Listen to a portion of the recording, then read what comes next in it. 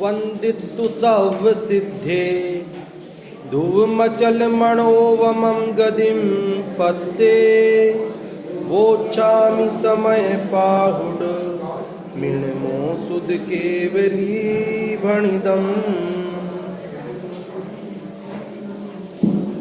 यह समयसार परमागम है और इसकी 206 नंबर की गाथा पर कल प्रातःकाल अपन ने चर्चा प्रारंभ की थी। अभी थोड़ी चर्चा को आगे बढ़ाते हैं। हमने इस 206 नंबर की गाथा में कल क्या चर्चा की थी आप लोगों को थोड़ी बहुत याद होगी। इसमें कितने बोल बताए थे? 3 बोल बताए थे। पहला क्या था? इस आत्मा में या ज्ञान में ही रत रहो। दूसरा, संतुष्ट हो और इसी में तृप्त हो जाओ। हम लोग पहली बात तो इस ज्ञान पद में आत्मा में रत ही नहीं हो रहे। हम रत ही किस में हो रहे हैं? ज्ञेयों में हो रहे हैं। ज्ञान में रत नहीं हो रहे, ज्ञेयों में रत हो रहे। जो ज्ञान के विषय बनते हैं, परद्रव्य, शरीर आदि, विकार आदि, उनमें रत हो रहे हैं, लेकिन अपने ज्ञान स्वभाव में, ज्ञान पद में रत नहीं हो रहे। इसके पूर्व में ये बात भूमिका रूप में बांध दी गई थी, कल मैंने कही भी थी कि एकमात्र ज्ञान पद, ज्ञान मतलब आत्मा, वही रमने योग्य है जगत में। इसके अलावा कोई पदार्थ रमने योग्य नहीं है। और उसकी प्राप्ति ज्ञान पद की कैसे होगी? तो कहते हैं वो ज्ञान से ही होगी। ज्ञान स्वभावी आत्मा की प्राप्ति भी किसी क्रिया से नहीं होगी, किसी शुभ भाव से नहीं होगी, अशुभ से तो होनी नहीं है और निमित्त से भी नहीं होनी है। ये काम स्वाधीन काम है, पराधीन नहीं है। हमें अपने ज्ञान स्वभावी आत्मा में रत होना है, उसी में संतुष्ट होना है और उसी में तृप्त होना है। तभी हमें क्या मिलेगा? बोलिए आप लोग। उत्तम सुख की प्राप्ति होगी। ये विधान आप कर रहे हैं ना, पेज नंबर 110 आपने निकाल रखा है। ये 206 नंबर की गाथा के ऊपर क्या लिखा है? देखो 206 नंबर की गाथा के ऊपर जो लाइन लिखी है वो क्या लिखी है?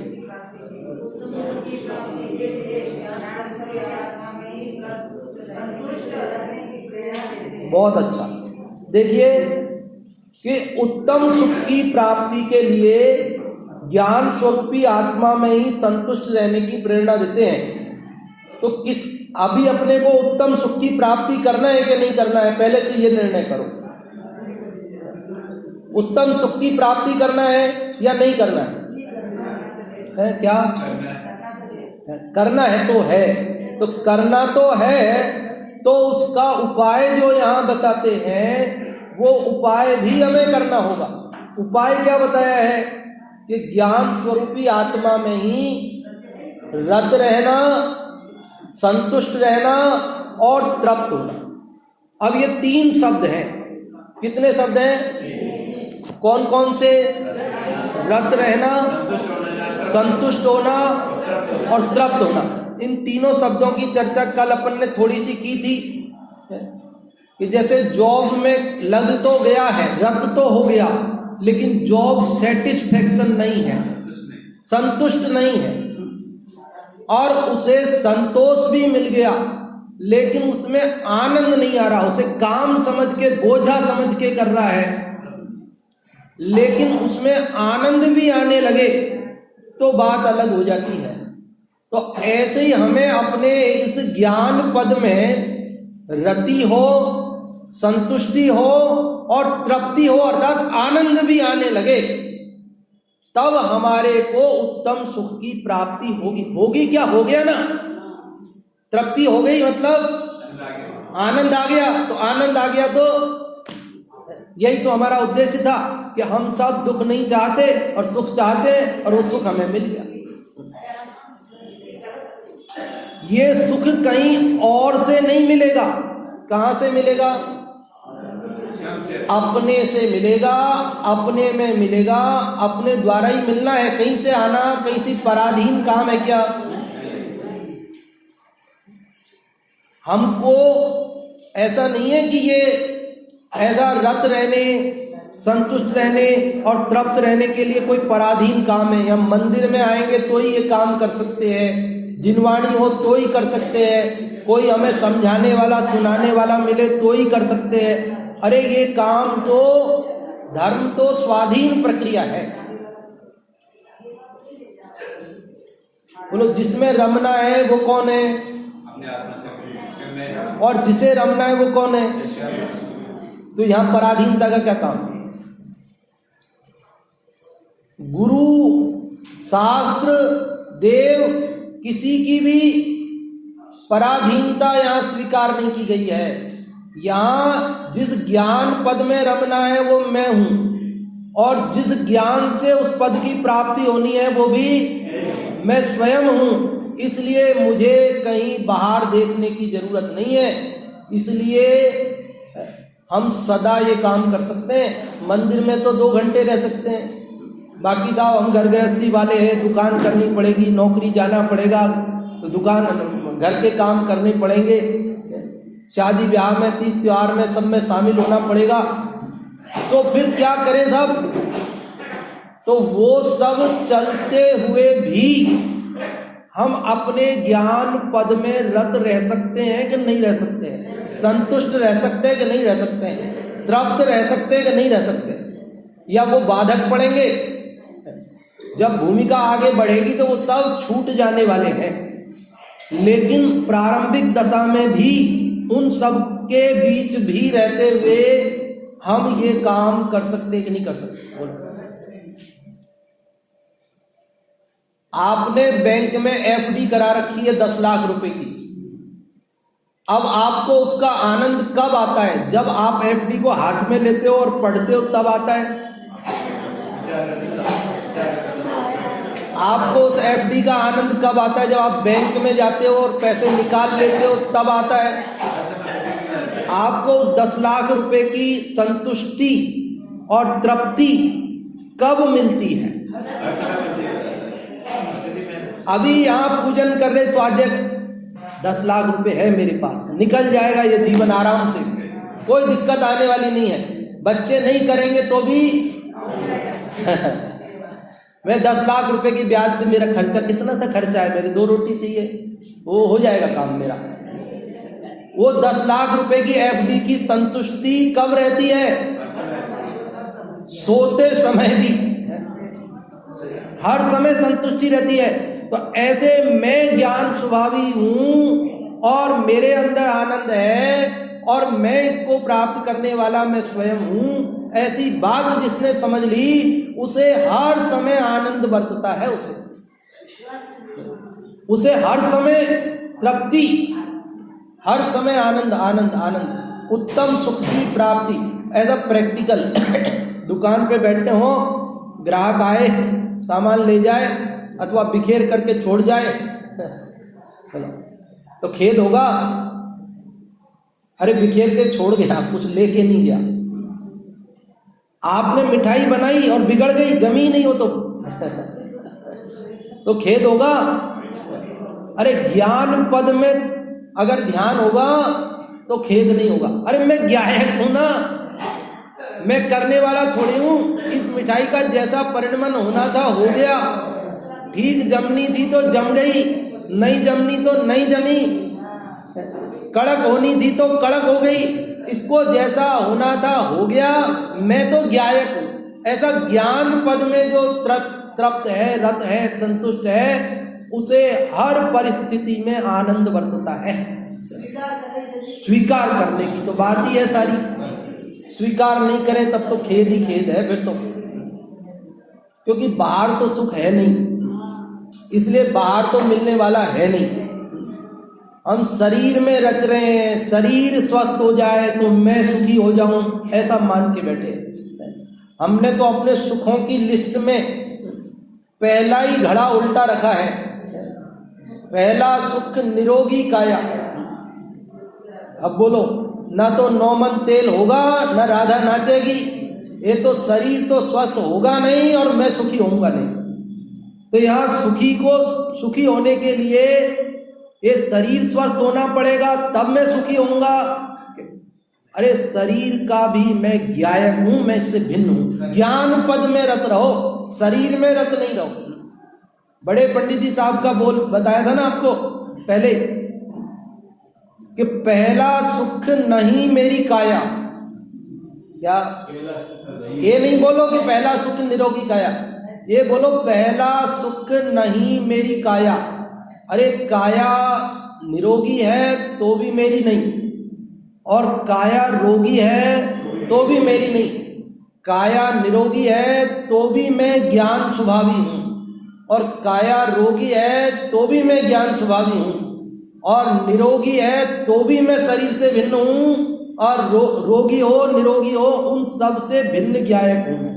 ऐसा ज्ञान पद में जो रत है, जो संतुष्ट है और जो तृप्त है, उसे ही उत्तम सुख की प्राप्ति होगी, बाकी अन्यथा होने वाली नहीं है। देखो इसका पाठ करो वापस 110 नंबर पेज पर, जो आपके पास है उसी का करते हैं, क्योंकि वही आप आसानी से कर पाते हैं।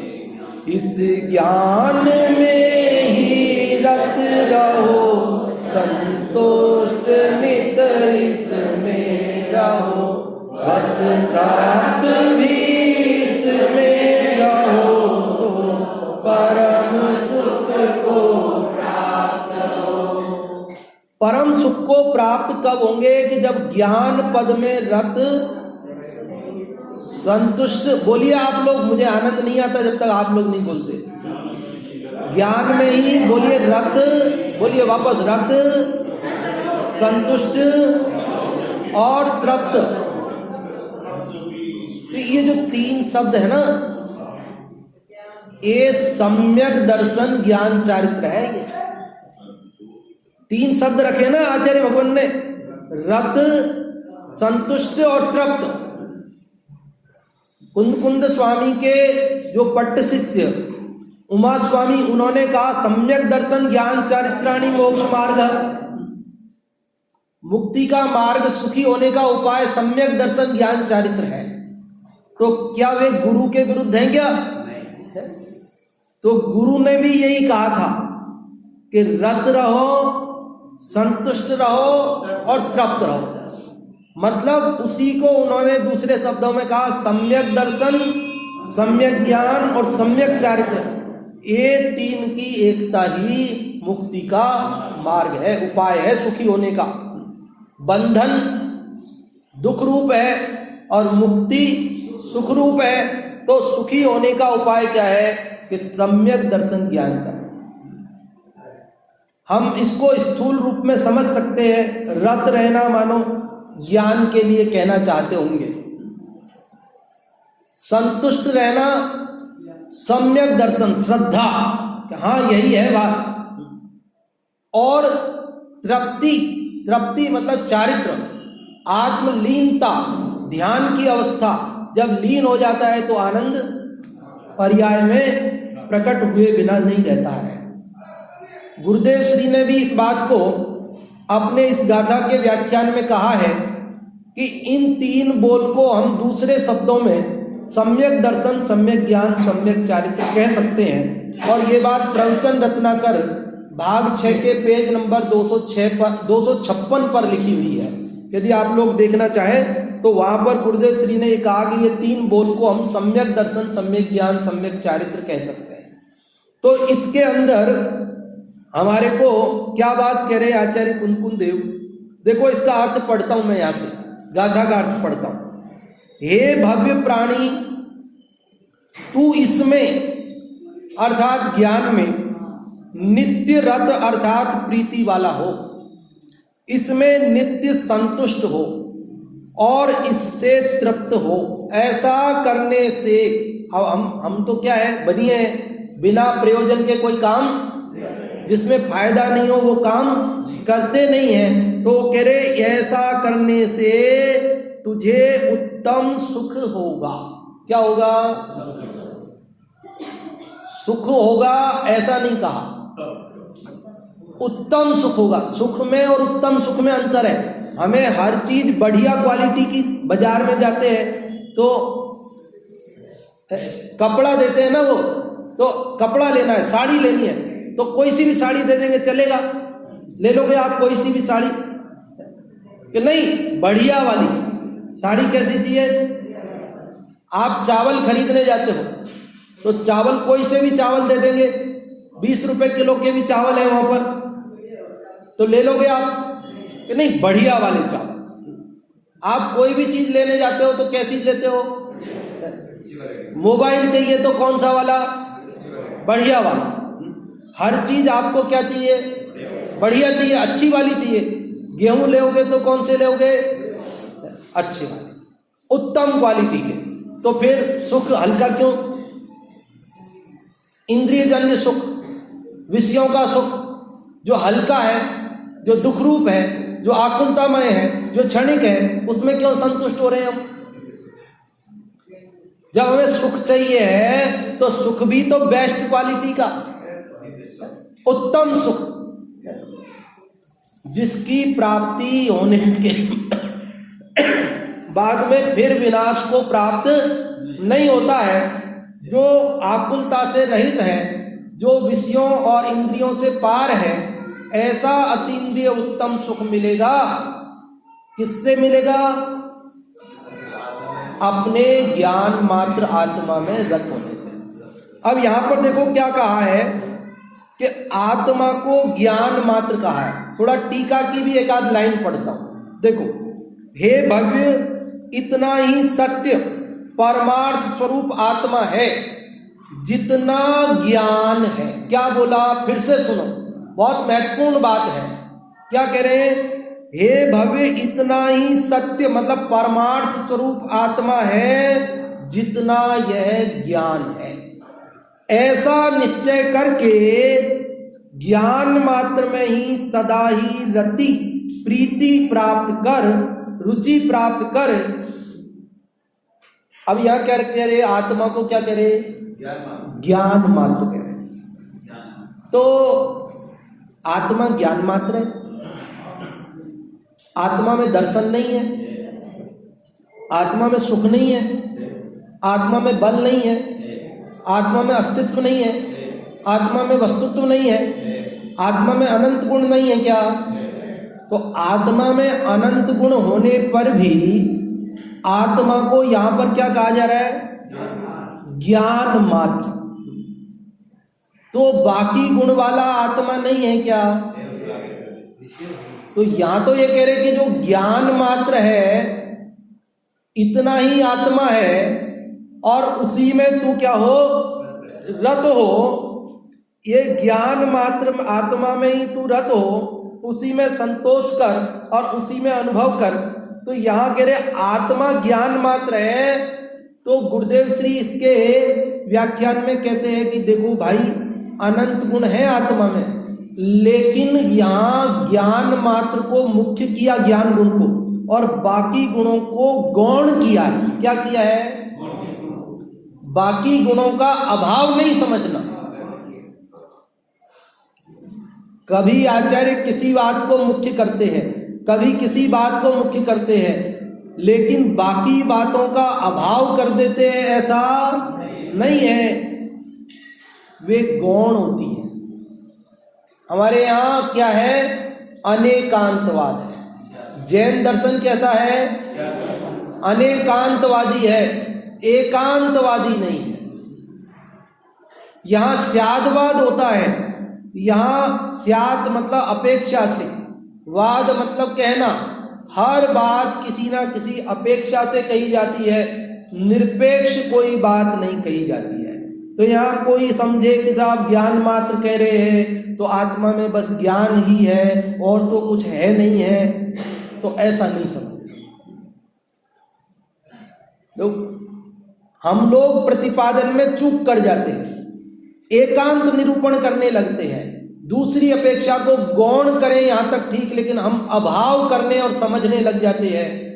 लेकिन आचार्य भगवान इस बात पे बड़े सावधान हैं, और गुरुदेव श्री भी इसका व्याख्यान करते हुए यहाँ जरूरत नहीं थी ना उन्हें ये बात बताने की कि ये तो इसको मुख्य किया है, बाकी को गौण किया है, ये बात बताने की कोई यहाँ लिखी हुई तो नहीं थी। लेकिन वो कितने सावधान हैं, वो कह रहे अन्य गुण भी है, अन्य गुण भी है, उनको अत्यंत गौण किया गया। मतलब वो अनेकांत और स्यादवाद की जो हमारी आधार भूमि है ना, उसको हमें नहीं भूलना चाहिए, क्योंकि दुनिया में दो ही वाद है, एक अनेकांतवाद और दूसरा आतंकवाद। एकांतवाद बोलो कि आतंकवाद बोलो, एक ही बात है। एकांतवादी क्या चाहता है कि बस मैं कह रहा हूं, बस अभी जो कह दिया वो फाइनल है बस, और इसके आगे पीछे कोई अपेक्षा नहीं है, कोई दूसरी बात नहीं है, और सब ये मान लो मैं जो कह रहा हूं बस। लेकिन भाई बिना अपेक्षा के वस्तु अनेकांत धर्मों वाली गुणों वाली है, परस्पर विरोधी धर्म वस्तु में रहते हैं तभी वस्तु वस्तु कहलाती है, और उसमें अनंत गुण रहते हैं। हम कभी प्रयोजन पूर्ता किसी बात को मुख्य और किसी बात को गौण करते हैं तो दूसरी बातों का अभाव नहीं समझना चाहिए। जिसकी शादी हो गीत उसी के गाए जाते हैं, अब दूसरा बेटा योग्य हो, पूरे घर को संभालता हो, और शादी उसकी है जो कुछ नहीं करता घर में, तो गीत किसके गाए जाएंगे? जो नहीं करता उसी के गाए जाएंगे, उसमें क्या है? अब वो काम करने वाला नाराज होकर रूस के बैठ जाए, कहता सारे घर का तो खर्चा मैं चलाता हूं, सब काम तो मैं करता हूं, और गीत तुम इसके गा रहे हो, अब मैं कुछ नहीं करूंगा, अब इसी पे करवाना सब, तो क्या होगा बोलो? क्या कहेंगे? अरे भाई अभी इसकी शादी है तो इसी के गीत गाए जाएंगे, घोड़ी पर इसी को बिठाया जाएगा, तुम्हें पैदल चलना पड़ेगा। लेकिन अब तुम्हारी जो बात है, खासियत है, वो हम भूल थोड़ी रहे कि तुम पूरा घर चलाते हो, कमाते हो, सब काम करते हो, हम उस बात को भूल नहीं रहे। लेकिन अभी 2 दिन के लिए गौण किया है, अब 2 दिन के लिए गीत तुम्हारे नहीं गा सकते हैं, घोड़ी पे तुम्हें नहीं बिठा सकते, तुम्हें 2 दिन शांति रखनी पड़ेगी, नाराज हो जाओगे तो ऐसे काम नहीं चलेगा। तो ऐसे ही यहाँ पर आचार्य भगवान अलग अलग अपेक्षाओं से बात करते हैं। तो ज्ञान मात्र कहा तो ज्ञान मात्र है, अन्य गुण उसमें नहीं है, ऐसा नहीं समझना।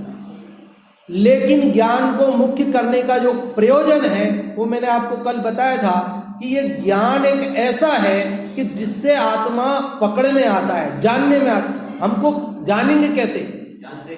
ज्ञान से जानेंगे, और ज्ञान ही जानने में आएगा। अन्य जो गुण है, जैसे दर्शन है, वो तो सामान्य अवलोकन रूप है, और ज्ञान विशेष जानने वाला है। इसलिए ज्ञान से ही हमें ये वस्तु पकड़ में आती है, आत्मा पकड़ में आता है। इसलिए उसी को जानने की बात, उसी में संतुष्ट होने की बात, और उसी में किसकी बात? रत रहने की बात। और इसको दूसरे शब्दों में क्या कहा हमने? सम्यक दर्शन, सम्यक ज्ञान और सम्यक चारित्र, ये रत्नत्रय ही मुक्ति का मार्ग है, यही सुखी होने का उपाय है। इसके अलावा दुनिया में और कोई सुखी होने का उपाय नहीं। यदि हम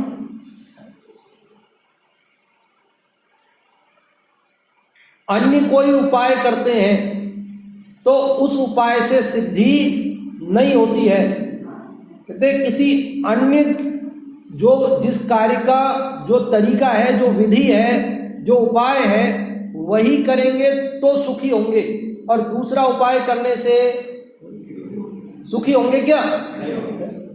जिस कार्य का जो विधान है, तो सुखी होने का विधान क्या है?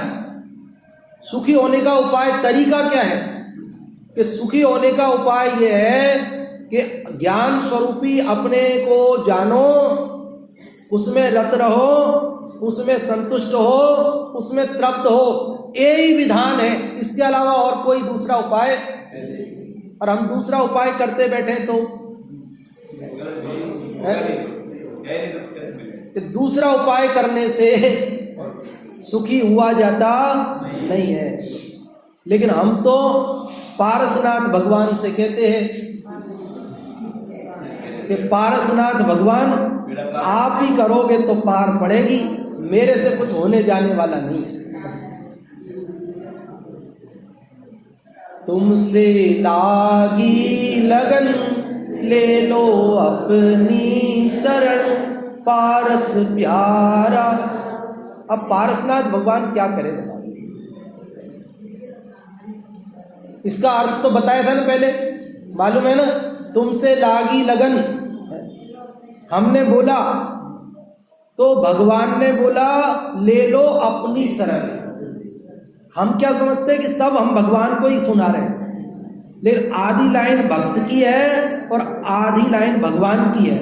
हमने कहा था कि तुमसे लागी लगन, और भगवान ने कहा मेरे से लगन मत लगाओ। जिन जिन ने लगन की है उनसे पूछ लेना सुखी है कि दुखी है। सुखी होना है तो लगन वगन के चक्कर में मत पड़ो, बल्कि क्या करो, अपनी शरण ले लो, ले लो अपनी शरण। तो अपनी शरण लेना है, अपने ज्ञान मात्र आत्मा में, ज्ञान पद में रत रहना है, यही सुखी होने का उपाय है। हम तो भगवान से यही कहते भाई, हमने तो तुम्हारे भरोसे ही सब कुछ काम, कि भगवान आपको आना पड़ेगा, सोते हुए भारत को मैंने तो नैया आपके भरोसे ही डाली है। मानो हमने भगवान से यही कहा कि भगवान आपको करना पड़ेगा सब कुछ, तो भगवान क्या करेंगे बताओ? सिद्ध शिला से वापस आएंगे यहाँ पर और हमें सुखी बनाएंगे, हमें तार देंगे, हाथ पकड़ के संसार सागर से निकाल ले जाएंगे। क्या करेंगे, क्या बताओ? तो कुछ नहीं करेंगे क्या?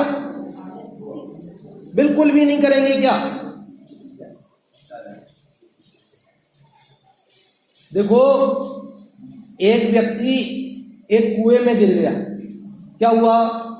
कुएं में गिर गया, और वो अंदर से उसने आवाज लगाई कि बचाओ बचाओ बचाओ, निकालो निकालो, मैं कुएं में गिर गया हूं, मेरे को निकालो। तो उसकी आवाज सुन करके कुछ लोग कुएं की मुंडेर पर, कुएं के ऊपर वहां आ गए, पारे पर से देखते हैं अंदर कि किसकी आवाज आ रही है। तो देखा कोई आदमी गिर गया है, आवाज लगा रहा है कि मेरे को निकालो निकालो। तो सबको दया आ गई, बेचारा गिर गया है पानी में, अभी डूब जाएगा, मर जाएगा, हमसे करुण पुकार कर रहा है, बचाने की गुहार लगा रहा है, तो बचाना तो चाहिए, दया तो आ गई। तो अब क्या करें? डूबते हुए खिला रहे, डूबे क्या, हम भी कूद जाए, गिर जाएंगे उसमें, तो क्या करें? क्या करते हैं लोग कि लाओ लाओ जल्दी रस्सी लेके आओ। तो रस्सी लेके आए, और उन्होंने रस्सी भी मजबूत, बोले मजबूत लेके आना, 3 बट वाली मजबूत रस्सी, और उस कुएं में डाल दी, और उससे कहा कि देख ये रस्सी हमने कुएं में डाली है, तू इस रस्सी पे चढ़ के ऊपर आ जा। क्या कहा? क्या कहेंगे उसको कि हमने ये रस्सी कुएं में डाल दी है, तू इस रस्सी को पकड़ के चढ़ के इसके ऊपर होके, हमने ऊपर बढ़िया यहाँ पकड़ रखी है, तुम इस पे चढ़ के ऊपर आ जाओ। अब वो बोलता है कि मेरे को चढ़ना नहीं आता रस्सी पे, मैं तो सीढ़ी पे ही नहीं चढ़ सकता हूं, मेरे को लिफ्ट से आना पड़ता है ऊपर, मैं रस्सी पे थोड़ी चढ़ना जानता हूं क्या? मेरे को निकालो जल्दी, मर जाऊंगा मैं यहां पे। तो लोग क्या करेंगे? अरे भाई चढ़ना नहीं आता इसको, तो अब क्या करें? तो बोले तुम इसको कट्ठा पकड़ लो, आपके मेवाड़ में कट्ठा ही बोलते हो ना, मजबूती से पकड़ लो, टाइट पकड़ लो इसको, अच्छे से पकड़ लो। तुम चढ़ नहीं सकते तो कोई बात नहीं, इसको पकड़ लो, हम खींच लेंगे। तुम अगर चढ़ नहीं सकते हो रस्सी पे तो कम से कम रस्सी को मजबूती से पकड़ लोगे तो हम खींच लेंगे, तुम बाहर आ जाओगे, बच जाओगे। अब वो ये कहे कि मैं तो पकड़ूंगा भी नहीं,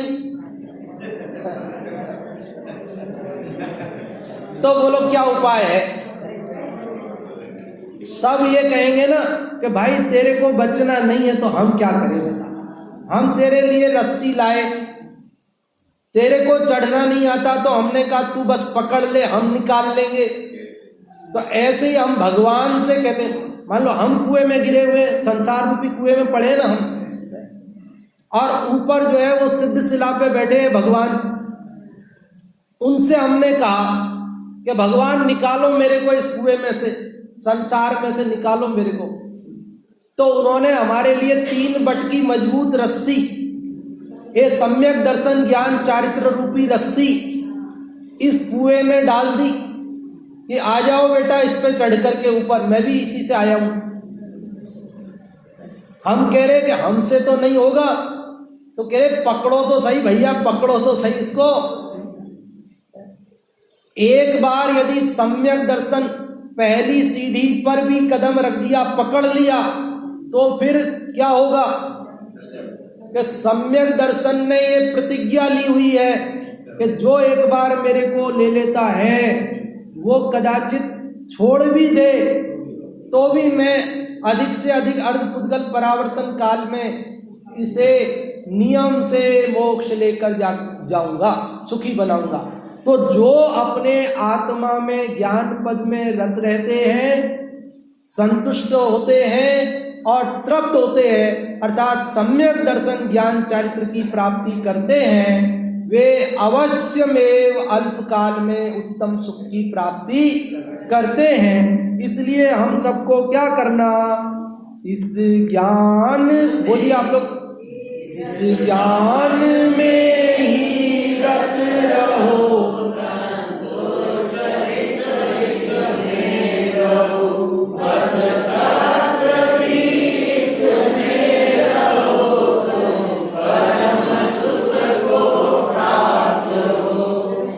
समझ में आ रही है ना बात? कठिन तो नहीं लग रही आपको? देखो जितनी चर्चा की जाए उतनी कम है ये तो, लेकिन चर्चाओं से भी पार यदि हम उस चैतन्य स्वरूप में रत हो गए, संतुष्ट और तृप्त हो गए, तब तो उत्तम सुख की प्राप्ति हो जाएगी। बाकी तो चर्चाओं से भी प्राप्ति तो होनी। इसलिए यहां तो इस टीका के अंत में क्या कह रहे हैं, देखो थोड़ा सा और पढ़ के पूरा करता हूं इसको। इतना ही सत्य कल्याण है जितना यह ज्ञान है। एक एक शब्द मार्मिक है। वो कह रहे इतना ही सत्य कल्याण है। वो ज्ञान मात्र जो आत्मा है यही कल्याण है, यही आशीर्वाद है तेरे लिए, बस तेरे सुखी होने का इतना ही साधन है बस। ऐसा निश्चय करके ज्ञान मात्र से ही सदा संतोष को प्राप्त कर, इतना ही सत्य अनुभव करने योग्य है जितना यह ज्ञान है। ऐसा निश्चय करके ज्ञान मात्र से ही सदा तृप्ति प्राप्त कर, ज्ञान मात्र से ही। इस प्रकार सदा ही, इसकी टीका में ये 3 बात जो मूल गाथा में थी वो तो कही, और इसके बाद वो क्या कह रहे हैं देखो, इस प्रकार सदा ही आत्मा में रत, आत्मा में संतुष्ट और आत्मा से तृप्त, ऐसे तुझको वचन अगोचर सुख प्राप्त होगा। और उस सुख को, ये और लाइन सुनो ध्यान से, अंतिम लाइन है इस टीका की, और उस सुख को उसी क्षण, क्या, और उस सुख को उसी क्षण तू ही, उस सुख को उसी क्षण तू ही स्वयमेव देखेगा। यहां उधार का धंधा कि मैं आत्मा में रत हो जाऊंगा, संतुष्ट हो जाऊंगा, तृप्त हो जाऊंगा, फिर सुखी कब होऊंगा, कितने दिन बाद होऊंगा। LIC कराते हैं ना कि आप 10,000 रुपये साल की किस्त भरना, फिर 15 साल बाद आपको 15 लाख मिले, जो भी मिलते हो ना, 15 लाख मिलेंगे। और अगर आप मर गए तो आपके उत्तराधिकारी को मिलेंगे। ठीक है ना? चलेगा ऐसे मरने के बाद 15 साल बाद, जब आज दांत है तो चने नहीं है, जमा करा दे तुम्हारे पास, और जब तुम चने दोगे हमें तब हमारे दांत नहीं बचेंगे, तो करेंगे क्या उसका पैसे का?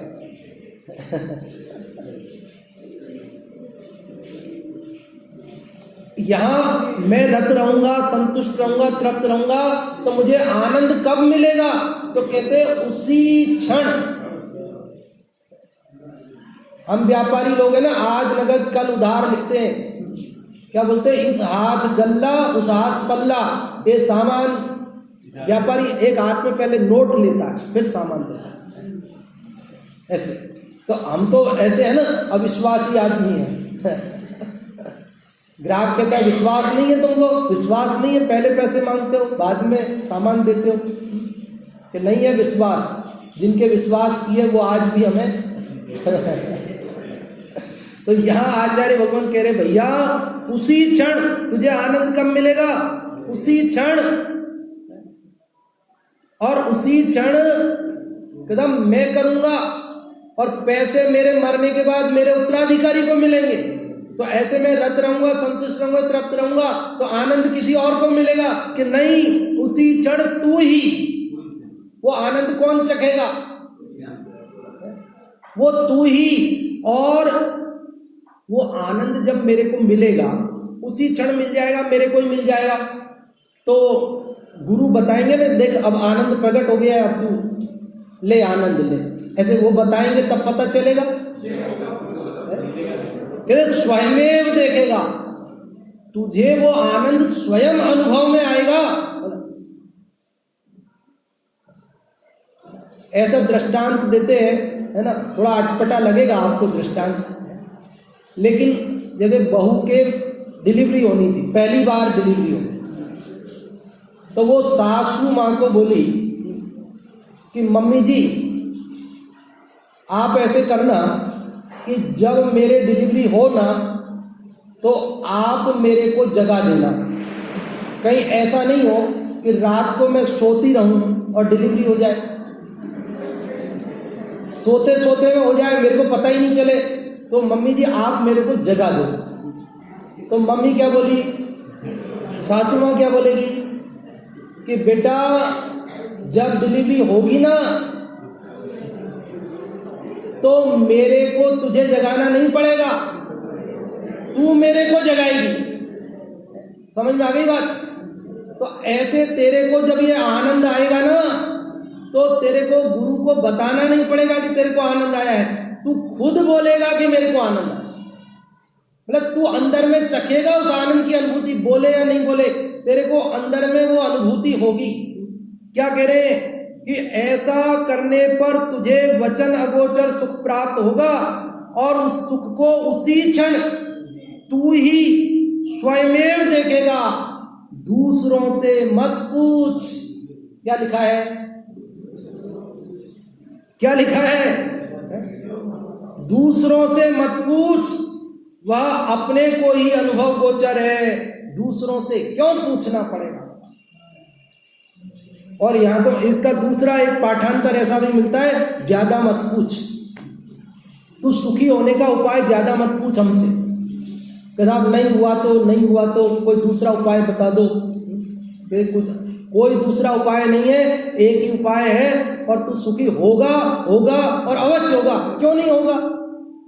अनंत सिद्ध भगवान इसी विधि से सुखी हुए हैं, हुए कि नहीं हुए? सर्वे ही अरहंत ने विधि नाश कीने, जिस विधि सबको बताई वही विधि हो नमन उनको सब विधि। अरे सब अरहंत भगवान इसी विधि से सुखी हुए हैं, इस ज्ञान पद में रत संतुष्ट और तृप्त होकर सुखी हुए हैं। और उन्होंने यही उपाय आप हम सबको बताया है और हमें भी उसी विधि से सुखी होना है। भावार्थ और पढ़ देता हूं, अधूरा नहीं रखता। देखो, ज्ञान मात्र आत्मा में लीन होना, उसी से संतुष्ट होना और उसी से तृप्त होना परम ध्यान है। इसी को ध्यान कहते हैं। क्योंकि कई लोगों को लगता है ना सम्यक दर्शन ज्ञान चारित्र के बिना, किसी को लगता है ध्यान के बिना, तो कह रहे ध्यान भी यही है, सम्यक दर्शन ज्ञान चारित्र भी यही है, शब्द बदलते हैं। ज्ञान मात्र आत्मा में लीन होना, उसी से संतुष्ट होना और उसी से तृप्त होना परम ध्यान है। उससे वर्तमान आनंद का अनुभव होता है और थोड़े ही समय में ज्ञानानंद स्वरूप केवल ज्ञान की प्राप्ति होती है। इसी विधि से जो अपना अभी मतिश्रुत ज्ञान है, वो ज्ञान अपने ज्ञान पद में रत होता है, तो उसी से केवल ज्ञान प्रकट होता है। ऐसा करने वाला पुरुष ही उस सुख को जानता है, दूसरे का इसमें प्रवेश। अरे तेरे सुख को कोई दूसरा बटा लेगा, तेरे सुख को कोई, मैं ऐसा सुख उत्पन्न करूं और फिर उस सुख को कोई दूसरा, दो भाई मिलके व्यापार करते हैं ना, एक बहुत मेहनत करता है और एक जो है ध्यान से उपयोग नहीं लगाता है व्यापार में, तो वो मेहनत करने वाले को लगता है मैं यूं ही मेहनत कर करके मरा जाता हूं और जब कमाऊंगा तो हिस्से तो दो होंगे, आधा तो ये ले जाएगा जो कुछ करता ही नहीं है, तो मैं ही क्यों मरूं इसमें मैं ही क्यों परेशान हूं, मैं भी आराम से जितना हो उतना ही करूं, तो मैं क्यों ज्यादा करूं। तो ये आनंद जो उत्तम सुख प्राप्त होगा, तो इसमें आधा हिस्सा बटाएंगे कोई, गुरु जी को देना पड़ेगा, आधा तो भगवान को, उन्होंने मार्ग बताया इसलिए। नहीं, उस पूरे आनंद का भोग तू स्वयं करेगा, इसमें किसी अन्य को। इसलिए हमें क्या करना कि यदि हमें सुखी होना है तो अपने ज्ञान पद में अर्थात आत्मा में रत होना है, संतुष्ट होना है और तृप्त होना है। यही एकमात्र उत्तम सुख की प्राप्ति का उपाय है। आप और हम सभी इस विधि से सुखी हों, इस मंगल भावना से अभी की बात को विराम देते हैं और आगे फिर विधान की कार्रवाई।